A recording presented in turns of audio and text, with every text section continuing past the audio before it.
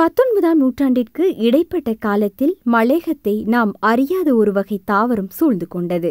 இலங்கையில் இவ்வளவு காலம் இருந்த புவியியல் மட்டுமல்லாது பொருளாதாரத்திலும் ஒரு பாரிய மாற்றத்தினை புதிய வகை கன்றுகள் அதற்காகவே இந்தியாவிலிருந்து கொண்டுவரப்பட்ட மக்களாலும் ஏற்படுத்த முடிந்தது.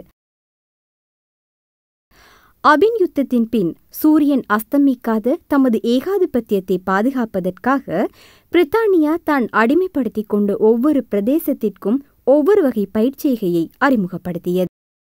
கொக்கோ, கோபி, தேயிலை போன்றவற்றை அறிமுகப்படுத்தினாலும் வெற்றியின் சாட்சியமாக திகழ்வது தேயிலையே. இலங்கை தேயிலை ஐரோப்பிய சந்தையில் பிரபல்ய பொருள் என்பதுடன் ஆயிரக்கணக்கான பவுன்களை பிரித்தானியாவுக்கு ஈர்த்து தந்தது. ஆனால் இதற்காக கடும் பாடுபட்ட எம் தோட்ட மக்களின் பக்கம் எவ்வகை அவதானமும் செலுத்தப்படவில்லை. ஒப்பந்தத்தின் அடிப்படையில் இலங்கைக்கு பிரத்யேகமாக கொண்டுவரப்பட்ட மலையக மக்கள் இலங்கையின் முதல் நடுத்தர மக்களாவர். அவ்வளவு காலம் இலங்கையில் நடைமுறையில் இருந்த கொடுக்கல் வாங்கல்களுக்கு பதிலாக தனாதிபதி வர்க்கத்துடன் தொழிலாளர் வர்க்கமும் உருவாகியது. தேயிலையின் பெறுமதி பவுன்களில் மதிப்பிடப்பட்டாலும் அதன் உருவாக்கத்தின் காரணகர்த்தாக்களான தோட்ட தொழிலாளர்களின் வாழ்வு தேயிலை தோட்டத்திற்குள்ளும் லயன் அறைகளுக்குள்ளும் மட்டுமே காணப்பட்டது. இந்நிலைமை எப்போதுமே சுபநிலையாக மாற்றமடையவில்லை. பல தசாப்தங்களுக்கு பின் இவர்களின் பிரஜா உரிமை நீக்கப்பட்டது. தோட்ட தொழிலாளர்கள் இதற்கான தமது எதிர்ப்பை அமைதியாக வெளிப்படுத்தினர். ஆனாலும் இன்று தமது உரிமை தொடர்பாக அறிந்து கொண்ட தோட்ட தொழிலாளர்கள் எழுந்து வர ஆரம்பித்துவிட்டனர். தமது உரிமையை கேட்டு நிற்பதற்கும் அதில் வெற்றியடையவும் ஆரம்பித்துள்ளனர். நம்பிக்கையின் காற்று வீச ஆரம்பித்துள்ளது.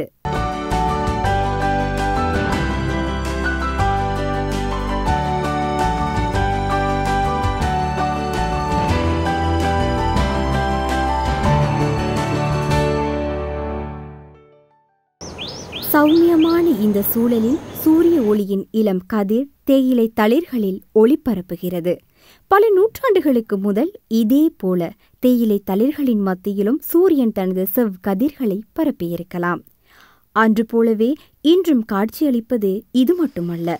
பல ஆண்டுகள் கடந்து போனாலும் மக்களின் பொருளாதார, அரசியல், சமூக நிலைமைகளில் குறிப்பிட்டளவு மாற்றம் எதுவும் நிகழவில்லை. இதன்பின் அரசு சார்பற்ற நிறுவனங்கள் வருகை தந்தனர். ஆனாலும் சிறந்த பிரதிபலன் கிடைக்கவில்லை. ஜெர்மன் மதில் உடைந்து வீழ்ந்தது. உலக அரசியலில் மாற்றம் ஏற்பட நேர்ந்தது. முத்துலிங்கம் தோழர் உட்பட புத்திஜீவிகள் குழு ஒன்று மலையக மக்களை சந்தித்ததும் இவ்சூழ்நிலையிலேயே. 25 வருடங்களுக்கு முன் இலங்கையிலும் குறிப்பாக மலையகத்தில் ஏராளமான அரசு சார்பற்ற நிறுவனங்கள் உருவாகியிருந்தன. இந்த அரசு சார்பற்ற நிறுவனங்கள் உருவான பின்னணி நோக்கங்கள் பற்றி பல ஐயப்பாடுகள், சந்தேகங்கள் மக்களிடையே இருந்தன, புத்திஜீவியில் இருந்தன. அந்த காலகட்டத்தில் தோழர் முத்துலிங்கம் அவர்களையும் அந்தர்ஜீவா போன்றவர்களெல்லாம் நான் நண்பர்களாக, இலக்கிய நண்பர்களாக அறிந்திருந்தேன். பல்கலைக்கழக காலத்தில் நான் பல்கலைக்கழகத்தில் இருந்த காலம், புத்திஜீவிகளாக இருக்கிற நீங்கள் ஒரு அரசு சார்பற்ற நிறுவனத்தை உருவாக்கினால் அதுவும் கேள்விக்குறியாகும், அதுவும் பிறரால் ஏளனப்படுத்தப்படும். அவை அவ்வாறான முயற்சியில் ஈடுபடாதீர்கள் என்ற ஒரு கோரிக்கை வைத்தேன். ஐஎஸ்டி நிறுவனம் தனது தொடக்கத்திலிருந்தே மிகவும் முக்கிய நோக்கங்களை தன்னகத்திக் கொண்டிருந்தது. குறிப்பாக மக்களுக்கு பொருட்கள் வழங்குதல் என்பது அவர்களுக்கு கொஞ்சம் அந்நியமானதாகவே காணப்பட்டது. இந்த அரசு சார்பற்ற நிறுவனங்கள் வேலை செய்ய ஆரம்பித்த நிறுவனங்கள் மக்களுடைய பிரச்சனைக்கு அவர்களுக்கு அறிவூட்டி மக்களாலே அந்த பிரச்சனைக்கு தீர்வு காண ஊக்குவிப்பதற்கு மாறாக அவர்கள் பெரும்பாலும் அவர்களுக்கு தேவையான உதவிகளை வழங்குவது, அவர்களுக்கு உணவோ அல்லது போனால் உடையோ அல்லது போனால் வேறு சிறு கட்டிடங்களையோ கட்டி கொடுப்பதோடு அவர்கள் தங்களுடைய செயற்பாடை வரையறுத்து கொண்டிருக்கிற நேரத்தில் தான் நாங்கள் இந்த ஒரு இடைவெளி இருப்பதை நாங்கள் அறிந்து கொண்டோம். மக்களை அறிவூட்டல் செய்வது, அந்த மக்களை தங்களுடைய உரிமைக்காக போராடுவதற்கு அல்லது போனால் அவர்கள் முன்னெடுப்பதற்கு உதவி செய்வது என்ற அந்த இடைவெளி இருக்கின்றதை அறிந்து தான் நாங்கள் இந்த அமைப்பை நாங்கள் உருவாக்க வேண்டிய ஒரு நிலை ஏற்பட்டது. 1991ஆம் ஆண்டு ஐஎஸ்டி, அதாவது சமூக அபிவிருத்தி நிறுவனம் என்ற பெயரில் அறிமுகமாவதற்கு முதலே தனது பயணத்தின் கன்னி சேவையை நகல்ஸ் வனாந்தர பாதுகாப்புக்கு உட்பட்ட கொபோனில்ல என்னும் இடத்தில் தொழிலாளர்கள் மத்தியில் ஆரம்பித்தனர். மக்கள் தங்களுடைய பிரச்சனைகளுக்கு தீர்வு காண வேண்டும் என்றால் அவர்கள் தங்களுடைய பிரச்சனை தெரிந்து கொள்ள வேண்டும். அவர்கள் தெரிந்து கொண்டால் அவர்கள் மாற்றுவதற்கான வழியை அவர்களாகவே தேர்ந்தெடுப்பென்ற அந்த எண்ணப்பாட்டின் கீழ் நாங்கள் ஒரு தோட்டத்தை தேர்ந்தெடுத்தோம். அது நான் ஏற்கனவே கூறிய கொபனில்ல தோட்டத்தின் அந்த தோட்டத்திலே ஆண்களும் பெண்களும் முழுமையாக கல்வி அறிவற்றவர்களாக இருக்கின்ற அதே நேரத்திலே அவர்கள் மத்தியிலே போய் நாங்கள் அவர்கள் மத்தியிலே இருந்து அந்த தோட்டத்துக்குள்ளேயே வாழ்ந்து அவர்களுக்கு நாங்கள் அறிவூட்டலை மேற்கொண்டோம். இது நீங்கள் எவ்வாறு நீங்கள் சுரண்டப்படுகின்றீர்கள், எவ்வாறு உங்களுக்கு எவ்வாறான உரிமை உங்களுக்கு இருக்கின்றது, உங்கள் அரசியல் உரிமைகள் என்ன, உங்களது தொழிற்சங்க உரிமைகள் என்ன என்பதை இப்படி சொல்லும் பொழுது அவர்கள் காலப்போக்கில் மெல்ல மெல்ல தாங்கள் விழிப்படைந்து தங்களுடைய முகாமைத்துவரிடம் சென்று தங்களுடைய உரிமைகளை கேட்டு தட்டி கேட்க முனைந்தார்கள். கொபின் இல்ல தோட்டத்தின் அனுபவம் இவர்களுக்கு பெரும் திருப்தியை ஏற்படுத்தி தந்தது. ISD நிறுவனத்தின் தொடர்ச்சியான பயணத்தின் முதல் ஆய்வு மையமும் இத்தோட்டமே. ஆரம்பங்களில் சிறு சிறு மட்டங்களில் வேலை செய்துட்டு வந்தாங்க. ஆனால் இப்போ நான் என்னுடைய பார்வையில் ஒரு அதாவது சக்திப்படுத்துதல் அப்படின்னு சொல்லுவோம், ஆங்கிலத்தில் எம்பவர்மெண்ட்டுன்னு சொல்கிறோம் இல்லையா. அப்போ எல்லாரும் அநேகமாக பொருளாதார ரீதியில் சக்திப்படுத்துறது தான் கூடுதலாக கவனத்தில் எடுத்துக்கொண்டு வேலை செய்வாங்க. ஆனால் இவங்க ஆரம்பத்திலிருந்து கூடிய அளவுக்கு அந்த தங்களுடைய பொருளாதாரமாக இருக்கட்டும், மற்ற சமூக தேவைகளாக இருக்கட்டும், எந்த தேவைகளை அடைகிறதுக்கும் மக்களை சக்திப்படுத்தி அறிவுபூர்வமாகவும் செயல்திறன் மிக்கவங்களாகவும் ஆற்றல் மிக்கவங்களாகவும் ஆகுவதற்கான ஒரு வழிமுறையை தான் எடுத்துக்கொண்டு போயிருக்கிறாங்க. இந்த ISDயில் பல்வேறு திட்டங்கள் செயல்பாட்டில் இருக்கின்றன. அதில் முக்கியமாக மலையக மக்களின் அறிவினை, அதாவது அவங்களுடைய அடிப்படை தேவைகள் என்ன, அதற்கு தேவையான அறிவூட்டல்களை செய்யும் மூலமாகவே இந்த நிறுவனம் இயங்கிக் கொண்டிருக்கிறது. அதாவது சராசரியாக நீங்கள் எடுத்து பார்த்தால் அதாவது மலைய மக்களிடையே அறிவுத்திறமை கொஞ்சம் குறைவாகத்தான் இருக்கின்றது. அதற்கு மாற்றீடாக ஏதோ ஒரு வழியில் நாங்கள் அவர்களுடைய அதாவது அவங்களுடைய அடிப்படை தேவைகள், அதாவது பேசிக் ரைட்ஸ் என்னென்று அவர்களுக்கு தெளிவுபடுத்தணும். அந்த விதத்திலே எங்களுடைய செயல் திட்டங்கள் எல்லாம் அந்த நோக்கிலே தான் சென்று கொண்டிருக்கின்றன. அதைவிட இன்னும் 2 அல்லது 3 செயல் திட்டங்கள் நிறைவேற இருக்கின்றன. அவையெல்லாம் முன்வரும் காலங்களே எடுத்து செல்லலாம் என்று நான் கருதுகின்றேன். கொபன் இல்ல தோட்டத்தில் ஆரம்பமான ISDயின் ஆக்கமும் ஊக்கமும் இத்துடன் நின்றுவிடாது இன்று தேசிய ரீதியில் கொடிக்கட்டி பறக்க ஆரம்பித்துவிட்டது. இந்நிறுவனத்தின் ஆரம்பம் முதல் பின்னோக்கி பார்த்தால் தோட்ட தொழிலாளர்களுக்காக செயற்பட்டமையை மகிழ்வுடன் உற்று நோக்கலாம். கடந்த 25 வருட காலமாக காலந்தோறும் ஏற்படுகின்ற இந்த மக்களுக்கு செய்ய வேண்டிய சேவைகள், இந்த மக்கள் முகம் கொடுக்கிற சவால்கள் என்பவற்றையெல்லாம் சரியாக கற்கை செய்து அதுக்கு ஒரு தீர்வை பெற்றுக் கொடுக்கும் முகமாக இந்த செயல்பட்டு கொண்டிருப்பது மகிழ்ச்சியாக இருக்கிறது. சத்யானந்தன் பச்சை பசேல் என்று காட்சியளிக்கும் இந்த தேயிலை தோட்டத்தின் மத்தியில் பயணிப்பது நயாபண தோட்டத்தின் ஒரு விசேட சந்திப்புக்காக. குறிப்பாக தோட்ட பிரதேசங்களுக்கு அரசாங்கத்தினுடைய சேவைகள் நேரடியாக சென்றடைகிறது மிகவும் குறைவாக இருக்குது. குறிப்பாக சொல்லப்போனால் பாதை புனர் நிர்மாணம், மருத்துவ சேவைகள், இந்த மாதிரியான சேவைகள் அவர்களுக்கு கிடைக்கிறது மிகவும் குறைவாக இருக்குது. அப்போ அது அதற்கு காரணம் இந்த மக்கள் அரச சேவையிலிருந்து அந்நியப்பட்டவர்களாக இருக்கிறாங்க. அதுக்கு மிக முக்கியமான காரணம் பிரதேச சபை மக்களோட இணைஞ்சு வேலை செய்கிறதுக்கு அவர்களுக்கு முடியாத ஒரு சூழல் சட்ட ரீதியாகவே இருக்குது. அப்போ இதிலேருந்து அவங்கள மீள கொண்டு வர்றதுக்கு தான் நாங்கள் என்ன செய்கிறோம்னு சொன்னால், இந்த மன்றங்களை உருவாக்கி அந்த மன்றங்களூடாக அவர்களுக்கும் அரசாங்கத்துக்கும் இடையிலான ஒரு அந்த பாலத்தை அமைச்சு சேவைகளை பெற்றுக் கொடுக்கறதுக்கான முயற்சிகளை செய்திருக்கிறோம். அதில் நாங்கள் வெற்றியும் அடைஞ்சிருக்கோம். இப்படியான மக்கள் சந்திப்பில் மக்களின் உரிமை தொடர்பாகவும் அரசு நிறுவனங்களுடன் செயற்பட வேண்டிய விதம் தொடர்பிலும் தெளிவுபடுத்துதலே நிகழ்கிறது. இந்த வீடமைப்புங்கிறது கிட்டத்தட்ட 200 வருட வரலாற்றை கொண்ட இந்த மலையக மக்களுக்கு இன்னும் நிரந்தரமான சொந்த வீடுகள் இல்லை. அப்படி சொந்த வீடுகள் இல்லாத காரணத்தின் காரணமாக அவர்களுக்கு இந்த ஒரு தனக்குன்னு ஒரு வீடு இல்லாதவன் ஒரு அனாதையாக கருதக்கூடிய ஒரு சூழல் இருக்குது. அப்போ இந்த விஷயத்தை நாங்கள் அண்மையில் மாடி வீட்டு திட்டமெல்லாம் இங்கே வந்துச்சு. அந்த மாடி வீட்டு திட்டத்துக்கு மக்கள் பெருசாக அதுக்கு அவர்களுடைய விருப்பம் என்னன்னு சொன்னால், அது அவர்களுக்கு சொந்த நிலம் இல்லை. அவர்களுக்கான உரித்துடைய உரிமையாக அது கிடைக்கல. அப்போ அதுக்காக அவர்கள் வந்து வீதியில் இறங்கி போராடக்கூடிய ஒரு சூழல் ஏற்பட்டுச்சு. நாங்கள் உருவாக்கின இந்த சமூக மன்றங்கள் வந்து அதில் தங்களுடைய பங்களிப்பை செஞ்சு இந்த போராட்டங்களை முன்னெடுத்து அவர்கள் வந்து அதில் வெற்றி அடையக்கூடிய ஒரு வாய்ப்பை இந்த மன்றங்களூடாக நாங்கள் ஏற்படுத்தியிருக்கோங்கிறது சந்தோஷப்படக்கூடிய ஒரு விடயமாக இருக்குது. எமது மக்கள் இதிகாசத்திலிருந்தே தமது உரிமைகளை பெறாத ஒரு வாழ்வினையே வாழ்ந்து வருகின்றனர். வாக்களிக்கும் உரிமை இருந்த போதிலும் கூட தமது உரிமை என்ன என்பது தொடர்பிலும் அவற்றை அடைவது எப்படி என்பது பற்றியும் எம்மக்கள் அறியாதவர்களாகவே காணப்பட்டனர். அந்நியமாக காணப்பட்ட மக்களின் உரிமை சார்ந்த விடயங்களை அந்நியோன்யப்படுத்தியது எமது ISD நிறுவனம். குறிப்பாக நாங்கள் வந்து வீதி நாடகத்தினூடாக பல்வேறு விதமான பிரச்சனைகளை வெளிக்கொண்டிருக்கிறோம்.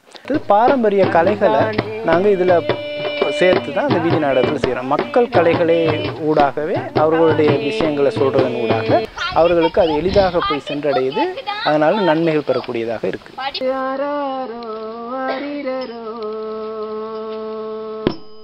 தோட்ட மக்களுக்கு உரிமை பற்றிய விடயங்களில் தனது கண்ணோட்டத்தை செலுத்துவதுடன் மகளிர் பக்கமும் தன் கடைக்கண் பார்வையை செலுத்தியது ஓர் சிறப்புமிக்க விடயமாகும். பொழுது விடிந்ததிலிருந்து பொழுது சாயும் வரை பெண்கள் தமது உழைப்பினை உரமாக்கினர். அத்துடன் வீட்டு ஊழியமும் இவர்களுக்கே சொந்தமானது. உழைப்பில் சமத்துவம் கொடுத்து வேலை வாங்கினாலும் கூட ஊதியம் வழங்குவதில் மட்டுமென்னவோ ஓர் ஓரவஞ்சனை. இந்த தொழிற்சங்கங்களிலே பெண்கள் வந்து கிட்டத்தட்ட 52% இருக்கின்றார்கள். அது தோட்டத்துறையாக இருந்தால் என்ன, தனியார் துறையாக இருந்தால் என்ன, அரசு துறையாக இருந்தால் என்ன, பெண்கள் தான் அதிகமாக தொழிலாளர்களாக இருக்கின்றார்கள். ஆனால் அவர்களுக்கு வந்து அங்கே தலைமை பதவியும் இல்லை. மறுவகையிலே முதலாளித்துவம் என்ன செய்கின்றது என்றால் பெண்களை அதிகமாக இந்த தொழில்துறையிலே சேர்க்கின்றது. அதற்கு காரணம் பெண்கள் ஒன்று சேர மாட்டார்கள், பெண்கள் தமது உரிமைக்காக போராட மாட்டார்கள், பெண்கள் துணிந்து முன் வர மாட்டார்கள் என்று ஒரு கருத்து பரவலாக ஒரு முதலாளித்துவ சமூகத்தில் இருக்கின்றது. ஏன்னா அந்த கருத்து பிழையானது. பெண்களும் போராடக்கூடியவர்கள், பெண்களும் ஒன்று சேரக்கூடியவர்கள், பெண்கள் தங்கள் உரிமைகளுக்காக முன்னிற்பவர்கள் என்பதை நாங்கள் அவர்களுக்கு அறிவூட்டல் செய்வதனூடாக பெண் தலைமைத்துவத்தை உருவாக்குவதற்கு தொழிற்சங்கங்களே நாங்கள் ஒரு வேலை திட்டத்தை முன்னெடுத்தோம். அந்த வேலை திட்டத்தின் பயனாக சில தொழிற்சங்கங்கள் தங்களுடைய தொழிற்சங்கங்களே பெண் தலைமைகளையும் உருவாக்கி இருக்கின்றது. பெண்களை சமூகத்தில் முன்னோக்கி அழைத்து செல்ல ISD நிறுவனம் ஒரு முக்கிய முகவராக திகழ்கின்றது. அதில் முற்றுப்பெறாது அரசியலின் பக்கம் பெண்களின் பிரதிநிதித்துவம் பிரதிபலிக்க வேண்டும் என்பதற்காக தனது அவதானத்தை செலுத்தி வருகின்றது. 1997 ஆண்டு உழைக்கும் பெண்கள் முன்னணி என்னும் பெயரில் பெண்கள் அமைப்பொன்றை உருவாக்கியது பெண்களுக்கு தேவையான அறிவுரைகளை அவர்கள் மத்தியில் கொண்டு சேர்ப்பதற்காகவே. சமூக அபிவிருத்தி நிர்வாகத்தின் பெண்களை வலுவூட்டல் என்பது ஒரு முக்கியமான வேலை திட்டமாக காணப்படுகின்றது. அந்த பின்னணியிலே மலையகத்தை சார்ந்த பெண்களை நாங்கள் அணிதிரட்டி இந்த உழைக்கும் பெண்கள் முன்னணி என்ற ஒரு அமைப்பாக நாங்கள் உருவாக்கினோம்.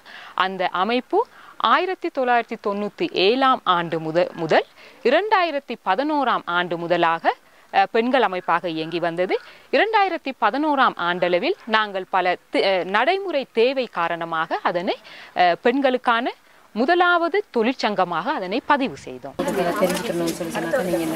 நூறலியவில் இடம்பெற்ற இந்த கூட்டத்திற்கு பெண்கள் மிகவும் உத்வேகத்துடன் கலந்து கொண்டனர். ISD நிறுவனத்துடன் இணைந்து கொண்டதன் பின் தமது உரிமைக்கான தேடலில் இப்பெண்கள் முன்னிற்கின்றனர். ISD சமூக அபிவிருத்தி மன்றம் இன்று 42க்கும் அதிகமானதை முன்னேற்றம் அடைந்துள்ளது.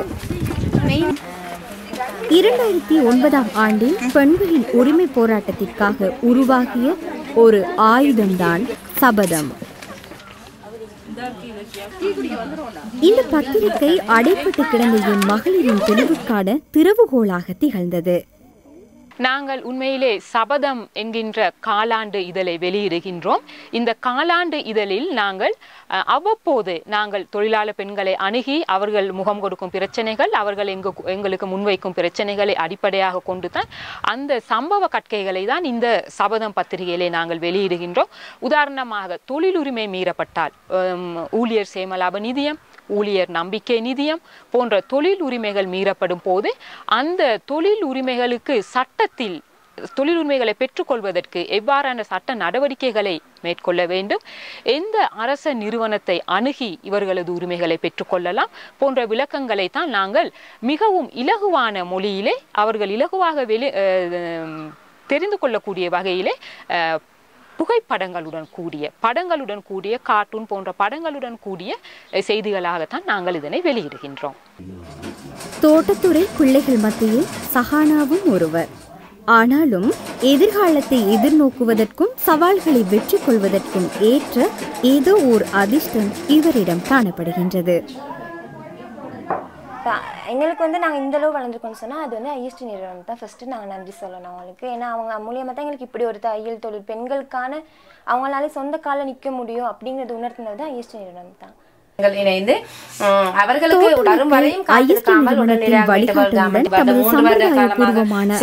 வாழ்வில் இருந்து விலகி புதிய உலகில் இணைய ஆரம்பித்து விட்டனர்.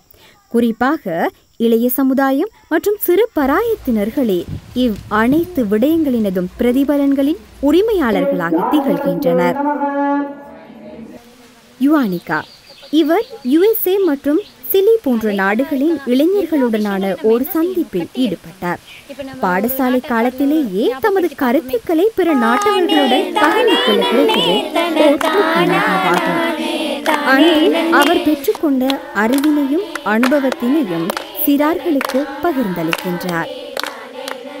சில்லி, அமெரிக்கா போன்ற நாடுகளோட கலந்துரையாடி எங்கள் நாட்டில் இந்த பெண்களுக்கு இந்த மாதிரியான உரிமை மீறல்கள் இருக்குது அப்படிங்கிறத நாங்கள் அவங்களுக்கு சொல்லியும், அதே மாதிரி அவங்களும் எங்கள் நாட்டில் இருக்க பெண்கள் இந்த மாதிரியான உரிமை மீறல்களுக்கு முகம் கொடுக்குறாங்க அப்படின்னு சொல்லி அந்த பெண்களும் தனது அனுபவங்களை பகிர்ந்து கொண்டு இந்த போட்டியில் கலந்துக்கிட்டோம். நாங்கள் அமெரிக்கா போகிறதுக்கு எங்களுக்கு பெரும் உதவி பண்ணது ஐஎஸ்டி நிறுவனம் தான். அரசியல் தலைமைவாதிகளால் ஒரு காலத்தில் கண்டுகொள்ளப்படாத இம்மக்கள் மீண்டும் அவர்களின் அபிமானத்திற்கு உள்ளாக்கப்பட்டுள்ளனர். தமது உழைப்பிற்கான ஊதியத்தையும் தமது உரிமை தொடர்பாகவும் குரல் கொடுக்க ஆரம்பித்தது பெருமைக்குரிய விடயமே. கிட்டத்தட்ட இப்போ 2 ப்ரொவின்ஸில் வேலை செய்கிறாங்க, 3 டிஸ்ட்ரிக்ஸில் வேலை செய்கிறாங்க. அதனுடைய தாக்கம், அதாவது நேரடியாக மக்களோட சந்திக்கிற இடங்கள் இதுதான். அது அத்தகைய ப்ரொஜெக்டில் வேலை செய்கிறாங்க. அதுக்கு மேலே வெளியில் அரசியல் மட்டத்தில் பொதுவாக உள்ள சில இஷ்யூக்களை எடுத்து செயல்படும்போது அது இன்னும் பரந்த மட்டத்தில் மக்களை ரீச் ஆகுது. அப்போ டிரெக்ட் இன்வால்மெண்ட், மக்களோட நேரடியான சந்திப்புன்றது அவங்க தாங்கள் ப்ரொஜெக்ட் செய்கிற இடங்கள் மட்டும். அதுக்கு அப்பால் உள்ள சில பொதுவானது, அதாவது கான்ஸ்டியூஷனல் ரிஃபார்மாக இருக்கட்டும் அல்லது இப்போ டிரான்சிஷனல் ஜஸ்டிஸாக இருக்கட்டும், அதுகள் மாதிரி பொது விஷயங்களை எடுத்து செய்யும்போது அது தேசிய மட்டத்தில் போகக்கூடிய ஒரு ரீச்சொண்டை அவர்கள் அடைந்திருக்கிறார்கள். 2 நூற்றாண்டுகளாக மலேகத்தின் சௌமியமான சூழலையும் பசுமையையும் சூழ்ந்த உற்சாக பானத்தை உருவாக்கியது மலையக மக்களே. பிறந்ததில் இருந்து இந்த தோட்டங்களுடன் பின்னி பிணைந்து பந்தங்களை ஏற்படுத்தி கொண்ட மக்களின் இறப்பும் கூட இந்த தோட்டத்திற்கே உரமாக்கப்படுகிறது. எந்த காலத்திலும் அவர்களுக்கான ஒரு வரலாறு பதியப்படவில்லை. இலங்கையின் தேயிலை சின்னத்தின் பின்புலமாக இருக்கும் மக்களின் வரலாற்று பதிவுகளுக்கு அரசியல் கட்சிகளோ தொழிற்சங்கங்களோ முன்வரவில்லை. தோட்ட தொழிலாளர்களுக்கான ஒரு அருங்காட்சியகம் என்பது பற்றி பேசப்படாத ஒரு தருணத்தில் ஐஎஸ்டி இதன் அவசியத்தை கண்டுகொண்டது. இலங்கையின் கோப்பை பயிர்ச்செய்கையின் தாயகம் நியூ பீகாக் எஸ்டேட் ஆகும். இத்தோட்டத்திலேயேதான் இலங்கையின் முதல் மற்றும் ஒரே ஒரு தொழிலாளர் அருங்காட்சியகமும் அமைய பெற்றுள்ளது. தேயிலை தோட்ட தொழிலாளர்களின் வரலாறு மற்றும் அவர்களின் வாழ்க்கை நிலையினை அறிய விரும்பும் சிறார்கள், பல்கலைக்கழக மாணவர்கள், ஆய்வாளர்கள் அனைவருக்கும் பொதுவான ஓர் மைய நிலையமே இந்த அருங்காட்சியகம். 25 வருட காலமாக ஐஎஸ்டியின் சேவையானது ஆரம்பத்திலிருந்து மக்களை அறிவூட்டும் சேவையினை தனது நோக்கமாக கொண்டு செயற்பட்டது. அதனுடைய பிரதிபலனை இன்று எம்மால் எதிர்நோக்க வேண்டி ஏற்பட்டது. மக்கள் மத்தியில் ஓர் புரட்சியை ஏற்படுத்தி எடுத்துக்கொண்டு விடயம் முடிந்ததும் முற்று பெறுவதில்லை ஐஎஸ்டி நிறுவனத்தின் நோக்கம். உலக தொழில் சங்கத்துடன் இணைந்து உலக தேயிலை தொழிலாளர்களின் வாழ்வினை உயிரூட்டுவதும் அவர்களுக்கான ஒரு பிரதான இடத்தை பெற்றுக் கொடுப்பதுமே இவர்களின் பிரதான கருவாக அமைந்துள்ளது. மலையக மக்களை பொறுத்தளவிலே இவர்களுடைய உரிமை பறிப்பு என்பது, இவர்களுடைய உரிமை இல்லாதொழித்தல் என்பது கிட்டத்தட்ட 6 தசாப்தங்கள் மேலாக நிலவுகின்ற ஒரு செயல்பாடு. 1948ஆம் ஆண்டிலே இவர்களுக்கு பிரஜா உரிமை இல்லாதொழிக்கப்பட்டிருந்து இன்று வரைக்கும் இந்த பிரச்சனை இருக்கும். எனவே இவர்களுக்கு இந்த காலகட்டத்தில் நாங்கள் எங்களுடைய நிறுவன ரீதியில் என்ன சொல்லுகின்றோம், என்னத்தை செய்ய விரும்புகின்றோம் என்றால், இவர்களுக்கு உங்களுடைய உரிமை பறிப்பு அல்லது உரிமை மறுப்பு என்பது குறிப்பிட்ட ஒரு தசாப்தத்திற்குள் நிகழ்ந்ததல்ல. எனவே நீங்கள் கோர வேண்டிய நீதியும் நியாயமும் நல்லாட்சியும் எதுக்குள்ளே வர வேண்டும்? கடந்த 6 தசாப்தங்களாக உங்களுக்கு மறுக்கப்பட்ட, உங்களுக்கு எதிராக மேற்கொள்ளப்பட்ட அனைத்து முறியடிப்புகள் அனைத்து ஒடுக்குமுறைகளுக்கு எதிராக நீங்கள் அணிதிரள வேண்டும். நீங்கள் அது தொடர்பாக தெரிந்து கொள்ள வேண்டும். அதற்காக போராட வேண்டும். அதற்காக அறிவூட்டல் செய்வதுதான் எங்களுடைய செயற்பாடாக இருக்க வேண்டும் என்பதுதான் எங்களுடைய எதிர்கால எதிர்பார்ப்பாக இருக்கின்றது.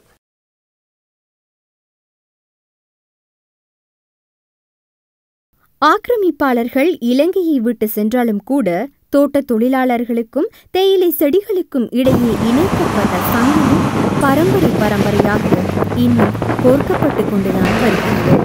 ஆனால் தற்போதைய நிலையில் தோட்ட மக்கள் தமது உரிமையை அடையாளம் கண்ட வண்ணமே உள்ளனர். மக்களின் வாக்குகளை பெற்றுக்கொண்ட அரசியல்வாதிகளையும் தமது பணப்பங்குகளை இணைத்து செயற்படும் தொழிற்சங்கங்களையும் கேள்வி கேட்க ஆரம்பித்து விட்டனர் இம்மக்கள். தோட்டப்புற பெண்களின் வெளிவரவு ஆரம்பித்து விட்டது. தொடர்ந்தும் தமது உழைப்பை வீண்விரயமாக்க அவர்கள் தயாரில்லை. தோட்டத்துறையின் புதிய பரம்பரையினர் தமது சமூகத்தில் கிடைக்க வேண்டிய இடத்தை கேட்க முன்னிந்துள்ளனர். இவை அனைத்தின் பின்புலத்திலும் ஐஎஸ்டி நிறுவனத்தின் பாதத்தளங்கள் பதியப்பட்டுள்ளன. எவ்வித சந்தேகமுமே இல்லை, தோட்டத் தொழில்துறையில் நம்பிக்கை எனும் காற்று வீச ஆரம்பித்துள்ளது.